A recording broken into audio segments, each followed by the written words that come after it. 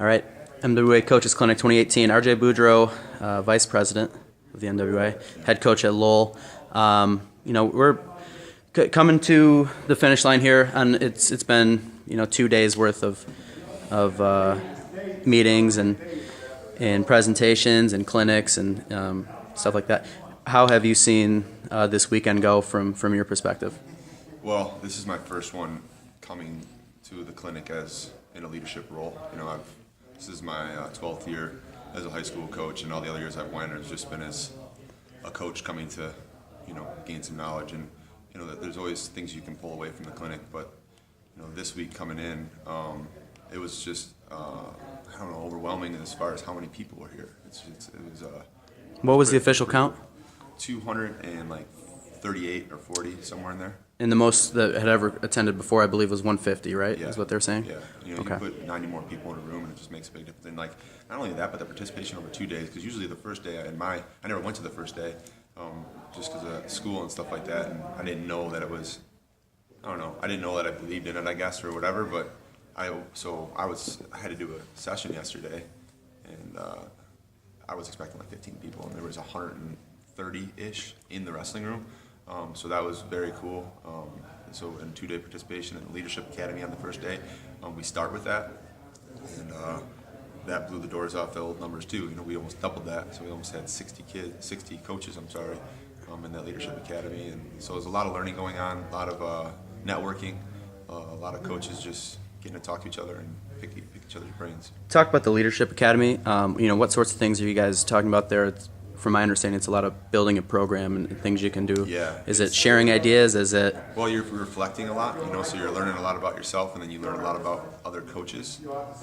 And then, they try to use your personality and your program specifically to things like working with parents, building a program, what are your strengths, what are your weaknesses, having a vision, and then what are you doing to create that vision, and then communicate that. Communication is a big thing we talk about too. So you just find lots of little ideas from the people that are putting it on, but then mainly all the stuff comes from the coaches in the room. It's just I think the guidance in the room kind of fosters a way for people to really bring forth ideas. What's been so far? There's still a couple more things to nail down this weekend. What's been the highlight for you of the weekend?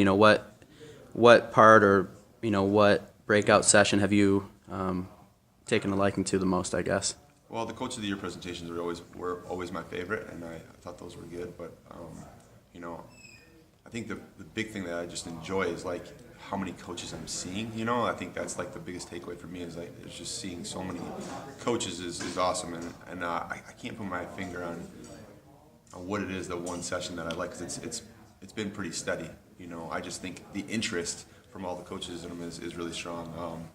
Hearing Adam Kuhn speak, world silver medalist, and coming back and doing that, and that's just we're not going to get that once in a blue moon or once ever from a Michigan high school kid coming to do that. Andy Simmons is in there giving a really good technique, but for me, being able to show my practice plans to everybody, I think was a highlight for me. It might be a little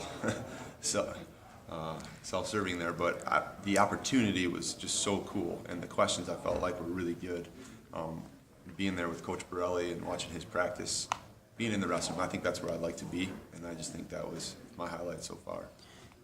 You talk about talking through your practice plans and kind of the things you were sharing there. Yeah. And if people weren't there, maybe they won't see it in action. But what are the biggest takeaways from what you guys do in the wrestling room at Lowell?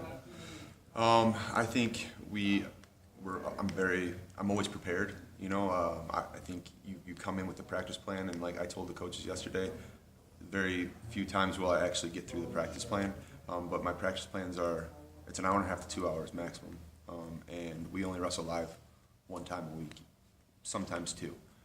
So the grind of going really, really hard every single day isn't something that we do.